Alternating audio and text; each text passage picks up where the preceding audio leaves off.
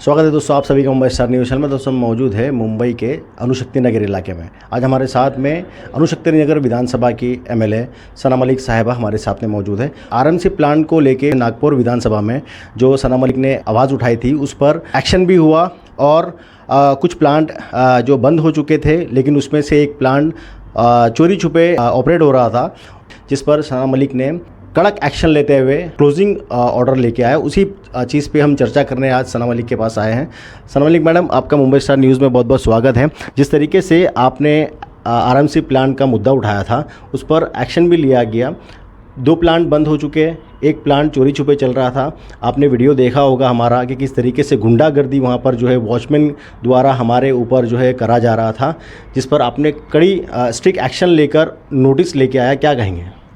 देखिए, जब मेरी विज़िट हुई थी उधर, पहले तो 2024 के रिवाइज्ड गाइडलाइंस के हिसाब से उनको सारे जो रूल्स थे वो फॉलो करने का आदेश दिया गया था, जो वो नहीं कर पाए। और नहीं करने के बाद उनका रिवैलिडेशन प्रोसेस रोक दिया गया। रिवैलिडेशन प्रोसेस रोकने के बाद भी विदाउट एनी रिवैलिडेशन अनऑथोराइज तरीके से वो प्लांट चल रहा था। तो हमने एक जॉइंट मीटिंग ऑर्गेनाइज़ की लोकल वार्ड से और बिल्डिंग प्रपोजल के डिपार्टमेंट से। ऑर्गेनाइज़ करने के बाद हमें विजिट करने का हमको पता चला कि उनके स्प्रिंकलर सिस्टम भी नहीं काम करते। पूरा एनक्लोज जो करना था ट्रेन स्ट्रक्चर के साथ वो भी उन्होंने नहीं किया। और वो बाजू की जो बिल्डिंग है, जो एडजॉइनिंग बिल्डिंग है, जिसको they share a common wall, compound wall, तो कंपाउंड वॉल से जो लग के बिल्डिंग है उसको पार्ट उसी मिल गई, मतलब लोग रहने आ गए हैं। तो नए गाइडलाइंस के हिसाब से ये इनका जो प्लांट है वो नहीं वर्किंग हो सकता। तो अगर वर्किंग करना भी है तो इनको पूरा उसको एनक्लोज करना है, जो वो नहीं करने के लिए रेडी थे। तो उस हिसाब से हमने विज़िट किया। तो इधर के जो लोकल वार्ड ऑफिसर है जो नए आए थे, उन्होंने बोला कि अगर आपके पास रिवैलिडेशन नहीं है और जो रीसेंट गाइडलाइन से आप फॉलो नहीं कर रहे हो, technically you are failing and even on field you are failing, तो फिर आपको ये प्लांट बंद करना पड़ेगा। और जब तक आप ये सब फॉलो करके आपके रूल्स इंप्लीमेंट करके नहीं आते हो तब तक हम आपको चलाने नहीं देंगे। तो ये कुछ दिनों के लिए बंद हो गया था, या महीनों के लिए बंद हो गया था। फिर अचानक से आप लोगों की वो न्यूज़ मैंने देखी 24 तारीख को रात को। तो उसी दिन इमीडिएटली मैंने अपने घर में ही बैठ कर लेटर ड्राफ्ट किया और उनको सभी जितने भी आपके पास वो लेटर पहुँचा ही होएगा, तीनों डिपार्टमेंट मैंने मेल के थ्रू पहुँचा दी। बिकॉज मेल के अलावा इससे फास्टेस्ट प्रोसेस कुछ नहीं होता, क्योंकि हम रुकेंगे, डिस्पैच होगा, फिर वो डिपार्टमेंट से पहुँच के वो अधिकारी के पास पहुँचेगा। तो I prefer such emergency cases में मैं मेल डाल देती हूँ। मेल डालने के बाद आपका जो भी मेरे पास वीडियोज़ आए थे, मैंने वो संबंधित अधिकारियों को फॉरवर्ड भी कर दिया। और चाहे वो डीसीपी लेवल का हो, चाहे वो असिस्टेंट वार्ड ऑफिसर के लेवल का, चाहे वो बिल्डिंग प्रपोजल से हो, क्योंकि बिल्डिंग प्रपोजल वाले ने एक एमसी से अप्रूवल इनके क्लोजर का पहले ही ले लिया था कि इनको रिवैलिडेट नहीं किया जाए।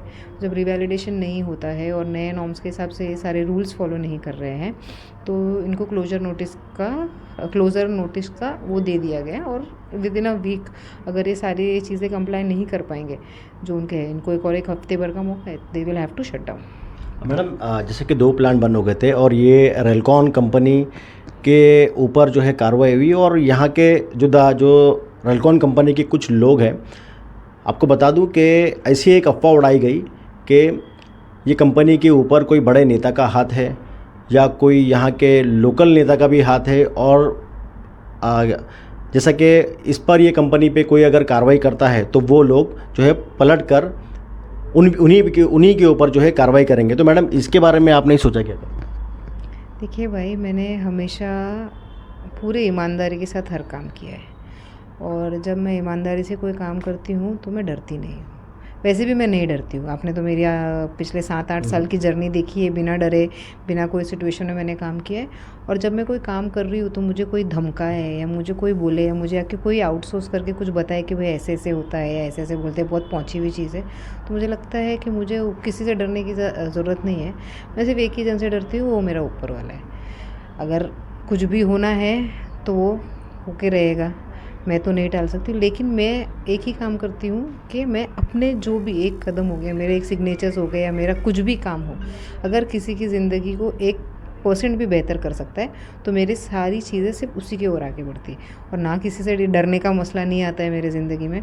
और ना डरना तो छोड़िए, मैं सोचती भी नहीं हूँ कि भाई उसने मुझे धमकी दी है या लोग मुझे बता रहे हैं कि वो ऐसे धमकाते हैं लोगों को। मेरे लिए वो बिल्कुल भी मैटर नहीं करता है। मैडम, आरएमसी प्लान के अलावा आपने विधानसभा में और भी 2-3 मुद्दों पे जो है आवाज़ उठाई थी, जैसा कि फ्लाईओवर ब्रिज और महाराष्ट्र नगर का जो सबवे और उसके बाद में हॉस्पिटल, डिग्री कॉलेज, ये सब चीज़ों पे जो है आपने आवाज़ उठाई थी, पुलिस स्टेशन की रीडेवलपमेंट के बारे में। तो किन किन चीज़ों पे जो है काम शुरू हो चुका है?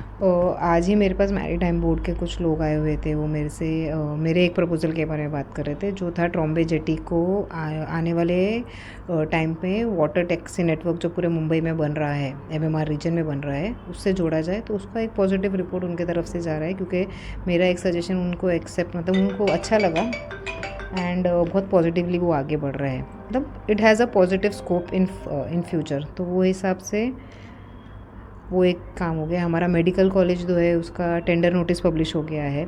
तो आने वाले कुछ दिनों में जो लोग आए थे 1-on-1 डिस्कशन करने के लिए, अभी उसके हिसाब से वो टेंडर्स आगे बढ़ेंगे। तो मेडिकल कॉलेज हमारे पास बन जाएगा बहुत जल्दी, वो चल रहा है। पूरा एक ओसवाल के इधर जो सिमेट्री के हम बात कर रहे थे, तो सिमेट्री का एस्टिमेट का काम चल रहा है। तो आने वाले महीने में हम देखेंगे कि हमारे पास सिमेट्री और जितना भी पूरा एक डेवलपमेंट है वो उधर हो जाएगा। इंजीनियरिंग कॉलेज की कोशिश हमारी चल रही है वहीं वार्ड नंबर 148 में, स्पेशली गर्ल्स के लिए। साथ ही साथ जितने भी स्कूल्स हैं, जैसे मैंने चीता कैम्प की बात करी, तो चीता कैम्प में नायर हॉस्पिटल का एक डॉक्टर को नोडल ऑफिसर बनाया है, ताकि हम अर्बन हेल्थ सेंटर और मैटरनिटी हॉस्पिटल के जगह पे मिक्स्ड एक फुल एफएसआई कंज्यूम करके एक पेरीफेर हॉस्पिटल बनाए। तो उसकी स्टडी चल रही है, उसकी रिपोर्ट कुछ दिनों में आ जाएगी। और चीता कैम्प से मैंने मतलब जेट्टी से शुरुआत की, तो अभी मैं चीता कैम्प पे आई हूँ। और चीता कैम्प में फिर जो हमारी शाहजी म्यूनसिपल स्कूल है, उसका हॉरिजॉन्टल एक्सपेंशन के बारे में मैंने बात की। अभी जो है उसकी तो रिपेयर और उसका कलरिंग तो करने के लिए वो डाला था, वो तो प्रोसेस में आ ही गया है। लेकिन एक्सपेंशन ऑफ शाहजी स्कूल, बिकॉज हमारे पास पॉपुलेशन बहुत बड़ा है, हमारी सीट्स बहुत कम है। जब वो एक्सपेंशन होता है तो उसमें हमने इंग्लिश मीडियम को अडेप्ट करने की भी बात की है। तो वो एक पॉजिटिव स्टेप हमारे पास चल रहा है। मानखुर गांव में जो स्कूल को 2 साल पहले तोड़ा गया था, उसको वापस से कितने जल्दी बना सकते हैं, वो सेम चीज़ आगरवाड़ी में 2 साल पहले तोड़ी गई थी। वो वाड़ावली में CTS नंबर 270B करके है, उधर 6 माले की स्कूल खड़ी है, लेकिन ग्राउंड+2 ही ऑपरेट हो रही है। और क्यों? उसका रीज़न है CFA NOC। तो CFA NOC उसकी आ जाएगी तो हम देखेंगे वो 6 लेवल्स की जो स्कूल है, 6th फ्लोर की, वो भी चालू हो जाएगी। तो ये सभी प्रोसीजर्स जो है ये हम कर रहे हैं। और साथ ही साथ वाशी नाका में जो हमारे पूरे PAPs के नाम पे लोगों को शिफ्ट करके इधर लाया जाता है पूरे मुंबई से, उधर 260 भी जो गोपीनाथ मैदान के बाजू में जो प्लॉट है, उसके ऊपर स्कूल की प्लानिंग हो रही है। तो एजुकेशन लेवल पे इतना काम हम ऑलरेडी ही कर रहे हैं, जहाँ वो मेडिकल कॉलेज हो, इंजीनियरिंग गर्ल्स के लिए इंस्टीट्यूट हो, स्कूल्स जिधर रीडेवलप करना है उधर, जिधर डेवलप करना है उधर, तो ये चल रहा है। मेडिकल फील्ड में मैंने आपको बताया चीता कैम्प में चल रहा है। इंफ्रास्ट्रक्चर के बारे में बात करें तो जो हमारा आर्म 3 और आर्म 4 का था, उसकी कुछ NOCs रेलवे के उसमें अटकी है, तो उसका काम मैं कर रही हूँ। ऐसे बहुत सारे काम है, काम गिनाते बैठूंगी तो शायद 1-1.5 घंटे का वो हो जाएगा। बड़ा ही अहम मुद्दा जो गरमाया हुआ है महाराष्ट्र नगर का, जो रोड, जो मेट्रो स्टेशन के नीचे, वहाँ पर काफ़ी लोग जो हैं मोर्चा और काफ़ी कंप्लेंट्स वगैरह जो है हॉकर्स को लेके और ट्रैफिक को लेके, वहाँ के खड्डों को लेके, उस पर क्या कहेंगे? वहाँ का रोड कब तक के मतलब जैसा कि अच्छी तरीके से जो है बन के रेडी होगा? और मान को चीता कैम्प का जो मेन जो रोड बन चुका है अभी, वो काफ़ी लोग वहाँ से आते जाते हैं, तो वहाँ काफ़ी लोगों को समस्या का मतलब जो है मुश्किलों का सामना करना पड़ता है। तो क्या कहेंगे उस पर आप? देखिए, मैंने पहले भी बताया था कि जब हमारा घर बनने वाला रहता है या बन रहा होता है, तो अगर इस दीवार पे पेंट करते तो ये सारी चीज़ें हम उठा के इस दीवार पे, ये मैंने बार बार ये चीज़ कही है और अभी मैं उस बिलीव करती हूँ। लेकिन महाराष्ट्र नगर आज के टाइम पे सबसे बोलते ना वो से वैसे कंडीशन में है जहाँ हर चीज़ का इशू है। जैसे वो नाले के वजह से, NAD नाले की वजह से उधर फ्लडिंग भी हो रही है। रोड का काम, मेट्रो का काम तो ऊपर चल ही रहा है, नीचे रोड का काम भी उन्होंने हाथ में ले लिया है, साइड ड्रेन का काम चल रहा है। तो ये सभी डेवलपमेंट एक साथ आने की वजह से उधर के लोग जो है सफ़र कर रहे हैं, और लॉ एंड ऑर्डर थोड़ा हम देख ही रहे डिस्टर्ब हो रहा है। साथ ही साथ जो रोड को रोड जैसा यूज़ करना है, हॉकर्स और पार्किंग कर करके आधा रोड वैसे, तो बार बार हम लोकल वार्ड में और लोकल जुरिडिक्शन में, पुलिस स्टेशन में बोलते हैं कि आप इसको क्लियर कर लो। कुछ दिन इम्प्लीमेंट होता है और फिर वो रह जाता है। अभी रिसेंटली मैंने डिपार्टमेंट में, कलेक्टर में और हेड ऑफिस में ये मुद्दा उठाया है कि भाई ये NAD नाले का जो इशू है उसको जल्द से जल्द क्लियर करना पड़ेगा, नहीं तो इधर के लोग परेशान हो रहे हैं, क्योंकि 6-6 साल एक एक हमको प्रोजेक्ट के लेके इधर का नाला वाइडनिंग होना है, नाला वाइडनिंग नहीं होके उनको शिफ्ट होना है, उनको पता नहीं उनके घर में अगर थोड़ा लीकेज है तो पैसा इन्वेस्ट करके बनाए नहीं बनाए। बहुत सारे लोग की पात्रता और अपात्रता की इश्यूज़ हो रही है। तो ये पिछले अधिवेशन में भी मैंने प्रश्न डाला था, ये अधिवेशन में भी डाला है, उसका जवाब आएगा तो उसके ऊपर हम आगे और कार्रवाई कर सकते हैं। लेकिन मेरा ध्यान उधर पूरी तरीके से है, क्योंकि हॉस्पिटल ये टॉयलेट्स के इश्यूज़ हो रहे हैं हमें उधर, रोड और ड्रेन्स के हो रहे हैं, साथ ही साथ हमें वो पार्किंग और रोड में बाइफर्केशन नहीं कर पा रहे हैं, कहीं भी चल रहा है, डार्कनेस हो गया है। तो सभी बार बारिश में और भी सिचुएशन ख़राब हो जाता है, उधर केबल्स के काम भी चल रहे हैं। तो इस सब की एक जॉइंट मीटिंग के लिए हमने एमएमआरडीए में डाला था, लेकिन एमएमआरडीए में जो हमारे साथ वो आईएएस की मीटिंग होने वाली थी, उसी दिन उनको कुछ इमरजेंसी आ गई तो दिल्ली चले गए, जो पिछले वेडनेसडे और थर्सडे की बात है। तो अब वो अधिवेशन में ये सभी अधिकारी क्योंकि उधर होते हैं, तो उनको फॉलोअप करके उधर में एक मीटिंग करके इसका जल्द से जल्द क्या सोल्यूशन निकालते हैं उस पर वर्क कर लेंगे। मैडम, एक आखिरी सवाल आपसे हम करेंगे। हाल ही में 2 दिन पहले आपने काफ़ी लोगों के साथ में, जैसा कि अबू हाशिम आज़मी और आपके पिताजी नवाब भाई और एमआईएम के वारिस पठान जैसे लोग, काफ़ी लोग जो है अजीत दादा के साथ में जो है उनकी मीटिंग रखी गई थी लाउड स्पीकर को लेके, उस पर क्या चर्चा हुई? क्योंकि काफ़ी लोगों को इस बात से परेशानी हो रही है कि लाउड स्पीकर हटाना मस्जिदों पे से काफ़ी लोगों को जो है इसका सामना करना पड़ रहा है। पुलिस उन पे कार्रवाई की जो है बात कर रही है कि अगर लाउड स्पीकर लगाया गया तो हम कार्रवाई करेंगे। तो अजीत दादा ने मतलब आप लोगों को क्या कहा उस मीटिंग में? कि उस दिन अजीत दादा पवार साहब के साथ बात करने से पहले हमारी सीपी से ही बात होगी, क्योंकि दादा की मीटिंग चल रही थी एंड हम पहले ही बैठे हुए थे। तो सीपी सर ने बताया कि जैसे हमारे लोग ने हमेशा बोला है कि हम डेसिबल लेवल मेंटेन करेंगे और हाई कोर्ट के ऑर्डर का उल्लंघन करने का हमारा कोई भी वो नहीं है इरादा, और ऑर्डर के हिसाब से हम पालन करेंगे, लेकिन हमको डायरेक्शनल स्पीकर्स लगाने दो या लगे रहने दो। तो जब सीपी ने क्लैरिटी दे दी कि हमने हर टाइप के डायरेक्शनल स्पीकर्स को चेक कर लिया, उसका डेसिबल लेवल जो एनवायरनमेंट प्रोटेक्शन एक्ट के हिसाब से नॉइज़ पोल्यूशन रूल्स बना है, जिसको सुप्रीम कोर्ट और हाई कोर्ट बार बार कोट करती हैं, वो रूल्स में वो भोंगे नहीं बैठते हैं। तो जब वो डायरेक्शनल स्पीकर्स नहीं बैठ रहे हैं, तो उन्होंने जब हाई कोर्ट का ऑर्डर आया और उसको कॉम्पिटेंट अथॉरिटी होने के हिसाब से जब वो इम्प्लीमेंट नहीं हो रहा था, तो लोग वापस से गए थे कोर्ट। तो उन्होंने बोला कि हम ये डायरेक्शनल स्पीकर्स निकाल के उनको नॉर्मल स्पीकर्स का परमिशन दे देंगे, और उसी हिसाब से वो डायरेक्शनल स्पीकर्स निकाल के नॉर्मल स्पीकर्स का परमिशन दे रहे हैं। अब हम जो गए थे दादा के पास, हमारा विषय ये था कि जब हम नियम का पालन कर रहे हैं और जब भी हमारे पास पुलिस आ रही है, हम उनसे कोऑपरेट कर रहे हैं, तो हमारे लोगों से एक तो आप बदतमीज़ी ना करें, कोई ज़बरदस्ती ना करें। अगर अजान हो रही है और थोड़ा सा भी डेसिबल लेवल ऊपर नीचे होता है तो आप बांगी को लेके जाते हैं, वो बेचारों को कुछ भी जानकारी नहीं होती है। तो ये सब चीज़ों के लिए हमको एक SOPs दो, क्योंकि अगर आज हम इधर बैठे हैं, क्योंकि हम CP के साथ बैठे हुए थे, तो डेसिबल लेवल 77 था, नॉर्मल डेसिबल लेवल 77 था। तो जब अजान होगी स्पीकर पे कोई भी लेवल, तब कोई भी स्पीकर पे अजान हो रही है या कुछ और भी अगर स्पीकर पे बज रहा है, तो उसमें तो डेसिबल लेवल राइज हो गई, तो आप कितने का कैप हमें देंगे? तो सीपी ने बोला हमें कि ये चीज़ को हम नहीं बोल सकते हैं, लेकिन अगर आपको ये चीज़ रिवाइज करनी है तो आपको कोर्ट के पास जाके उसका ऑर्डर लाने पड़ेगा। लेकिन हमने बोला कि ठीक है, जैसे हम भाईचारे के साथ इतने टाइम से रह ही रहे, सब रह रहे और सभी समाज के लोग रहते हैं, क्योंकि हमने देखा है भारत में हिंदू भाई ईद मनाता है, ईद उल अदा मनाता है, और अपना मुसलमान भाई ईद ये दिवाली मनाते हैं, सभी हिंदू भाइयों के त्यौहार में एक साथ मिलके बनाते हैं। और कभी भी पिछले 8 साल में इधर या हम जिधर रहते हैं, हमने कभी नहीं देखा है कि माहौल ख़राब हुआ है किसी के त्यौहार में, एक दूसरे का त्यौहार की वजह से। तो इतने सालों से चल रहा है, तो उसी तरीके से चलते रहे। इसलिए आप थोड़ा ये सब को मैनेज करके थोड़ा हैंडल करिए। तो उन्होंने बोला हम स्पीकर का परमिशन दे रहे हैं, वो पेपर्स मांग रहे थे, डॉक्यूमेंट्स मांग रहे थे, 7/12 मांग रहे थे सभी चीज़ों का। तो वो 7/12 और ये पेपर्स के बारे में हम दे देंगे।